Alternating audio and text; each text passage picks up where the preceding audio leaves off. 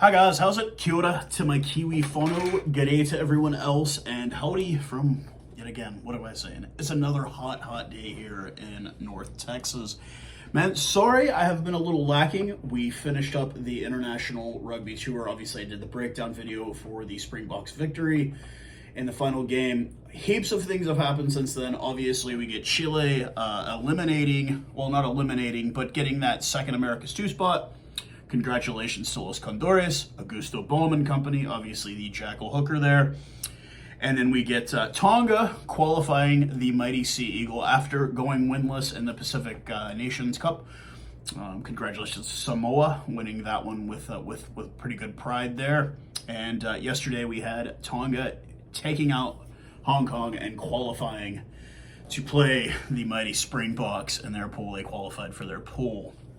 So, as you can see, the title of the video, man, we have got the Rugby Championship, ladies and gentlemen. A little bit of a breakdown just to preview what we're looking forward to, key dates, what games I'll be personally following. Obviously, you already know I'm going to be all about the mighty Springboks. And just to kind of give some of my North American followers who maybe have never followed this competition, a little bit of history here and what happens in this, what I consider the great time of year.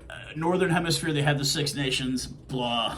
It's, not keen on it too much. For me, it's the Southern Hemisphere. It's the Rugby Championship, formerly the Tri-Nations. That's where it happens. That's where, some of the most legendary games I've ever witnessed have happened in this tournament. So for those of you, my North American followers, obviously my South African, Kiwi, Aussie, Argentine followers, this is all just going to be a quick little rundown of the history of it. Started in 96. New Zealand holds the most titles, 18 of them. Currently the title holder was a Tri-Nation series up until 2011. That's when Argentina joined it.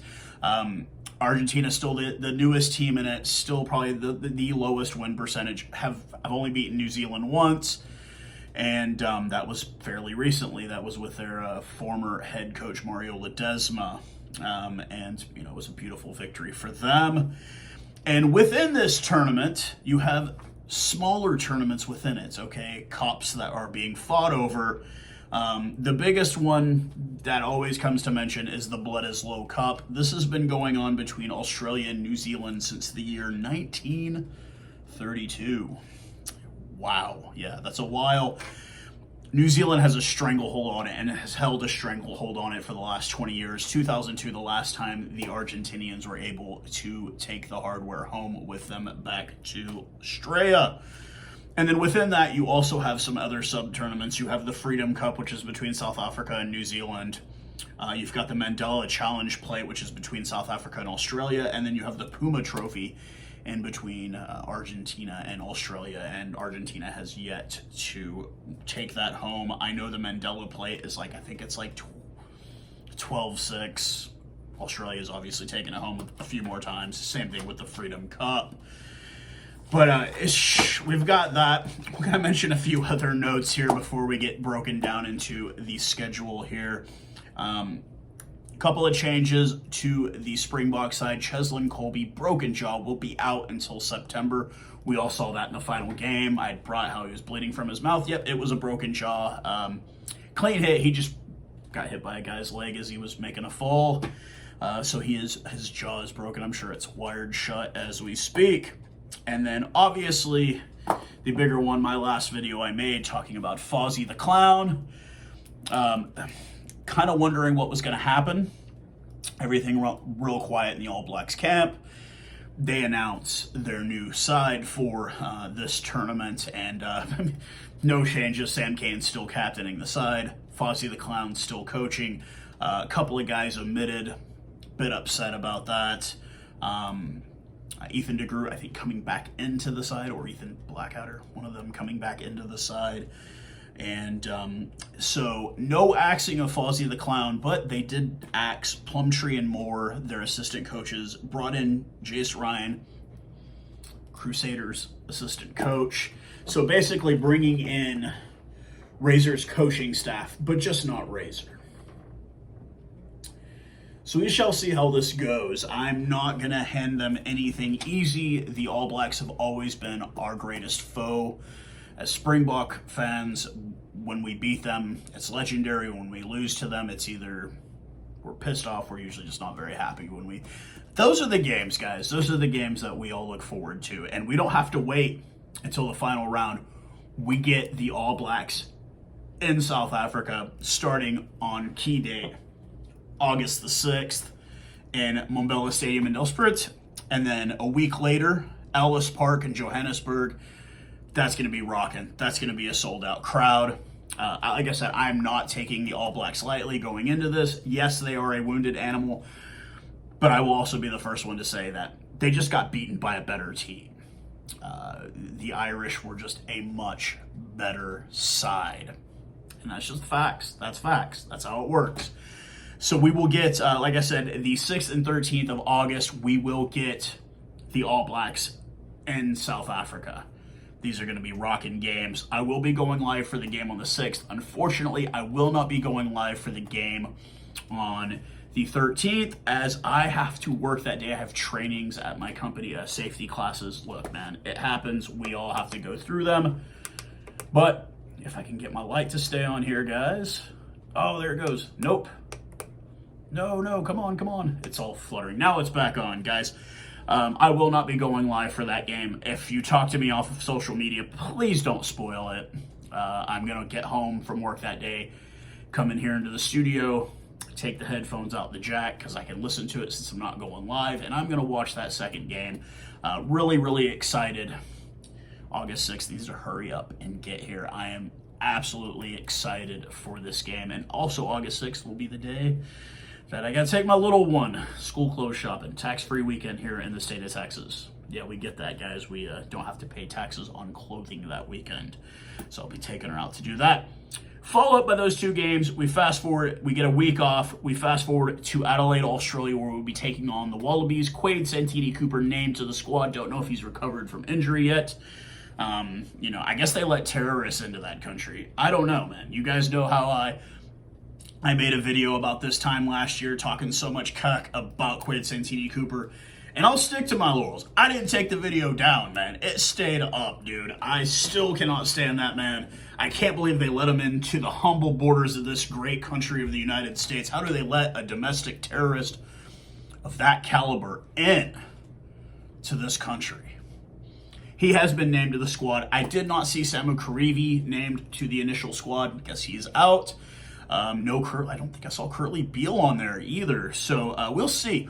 I think Dave Rennie, my prediction, I made it a couple of weeks ago. I will make it again. The Bledisloe Cup is coming to Australia this year. I think they beat the All Blacks in the Bledisloe Cup. I'll stick to that. The Wallabies will be bringing home the hardware this year. That is followed up by a long trip, the 27th, the 3rd of September. As you see on my scribbling here, we've got the Wallabies in Australia in enemy territory. Then we get a week off. We go up 9 on the 17th of September. Now, first off a note here, guys. The way they write the dates here, this is very difficult for me. I live in America where we write it backwards. I tried to write it there. You probably can't read it because my chicken scratch is so horrible. Sue me, I cannot write worth a damn. I wrote it in the way that I'm comfortable on my sheet here so I could read it off to you guys and not look like a total idiot. But the 17th of September, shortly before my birthday, yeah, it's the big one this year, guys. We will be in Buenos Aires facing the Michael Chieka coached Los Pumas de Argentina, and then we come back the next weekend, Kings Park, Durban, South Africa. Josh McDonald, you better be at the game, and if you're not, you better be in front of the biggest screen that you have or at the coolest pub you're at. I expect to hear nothing but excitement from you as Los Pumas come to South Africa for the final match of the Rugby Championship. Hopefully by that point, we've done well. We can bring home the hardware this year. Like I said, I'm making the bold prediction that the All Blacks do not win it this year. They do not win the Bledisloe, and I don't think they win the Rugby Championship this year either. I just don't see it. Do they finish in dead last? No. I still think Argentina finishes last. But we'll just have to wait and see. This is a big tournament. This is big time for everyone. This is when bragging rights for the rest of the year until we do the Northern Tour and we see who's what's what and who's who as we go forward, and we'll get to that when we get to that. But like I said, I should be live for all of these games except the game on the 13th of August, as I will be in trainings that day with my company. So that being that, now we can kind of get to what's been going on in my life a bit, if anybody even wants to know. So obviously, a couple months back, you saw what happened. I had to kind of restart my life. I left the company. I just didn't feel like I was going in the right direction there. I was able to get on with a new company here, literally 4 kilometers from my apartment, working at a manufacturing company. It's a really, really good job, and I'll tell you, the big thing that really makes me feel like it was a good omen working there so far has been the fact that on the first day as I'm leaving my job site, I realize that we are directly across the street from a rugby pitch. Now, you might say, oh, how's that a big deal? Look, this is America. We don't have rugby pitches everywhere here, guys. So that was a good omen right there. I was like, you know what? I'm right across the street from a rugby pitch, and it's been a good company so far. This summer has been really, really a bit difficult for me, obviously having to readjust, being alone again, kind of coming home to an empty house every day. It's not something that it's not the most comfortable feeling in the world, but you get to it and you get through it. But everything's going well right now. I've got a good job. It's a good company. I feel very welcome there. And like I said, I drive past a rugby pitch 2 times a day, every day, on my way in, on my way out, and that's always a good omen when you're a rugby fan like myself.